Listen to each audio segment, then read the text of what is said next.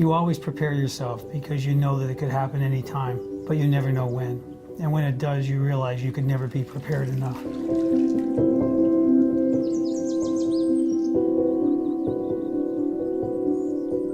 My history with kidney disease really started when I was 8 months old.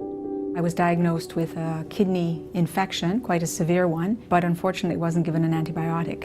And so my kidneys failed when I was 26 years old. When I was 31, I had my first transplant. It was a perfect match and lasted 23 and a half years. Essentially, my life went back to normal. Things were much better. After the first transplant, we were able to go away and do things. We could visit Gail's family. And over time, we started canoeing up in the far north as a substitute for going to exotic locales. Life became much, much better. It was like a miracle. Just to have someone who was healthy was remarkable.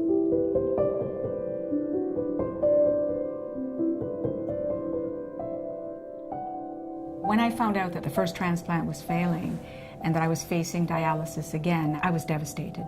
I was always prepared, I thought, for that moment, because nothing lasts forever.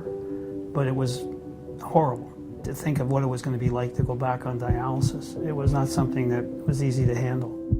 Being on dialysis consumes your life. I'm a gardener, and normally when I garden, I go out early in the morning and I'm there all day. And when I was on dialysis the second time, a half hour was all I had, and I'd be on the couch all day. That is your life. It becomes your life. Here's my wife who's just, it was just like, they took her life right away. Unfortunately, Gail's story is all too familiar. Often a relatively young person doing and feeling quite well is found to have severe kidney failure, which has a significant impact on their lives.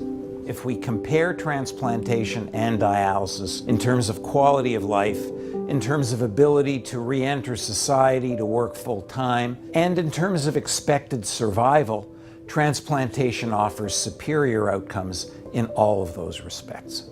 After being back on dialysis, people started offering me kidneys. They weren't all suitable candidates, but when my sister-in-law Kathy offered me her kidney and it was a match, I got pretty excited about getting my life back again for the second time.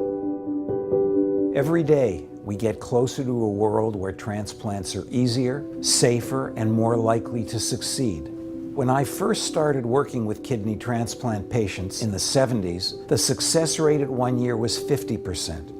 Now it's close to 95%. With thousands of patients like Gail waiting with their lives on hold, we cannot work fast enough to make this dream a reality. But it's not just transplants that save lives. As physician-in-chief, head of medicine at University Health Network, I cannot stress enough that there is a strong need for support throughout many of our program areas, which treat a range of important and complex medical conditions.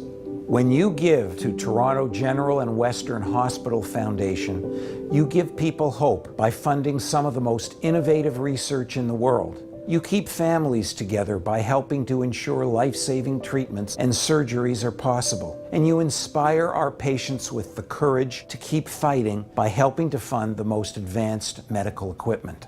I'm very happy to be able to help the foundation because I'm aware of the impact of how it changes lives. When a life is on the line, every dollar matters. That's why I'm urging you to make Toronto General and Western Hospital Foundation a part of your lasting legacy with a gift in your will. Your estate gift will help with hospital needs in the future, including life-saving research, world-class patient care, and help us to acquire the most advanced medical equipment, like the kind that gave Gail her life back.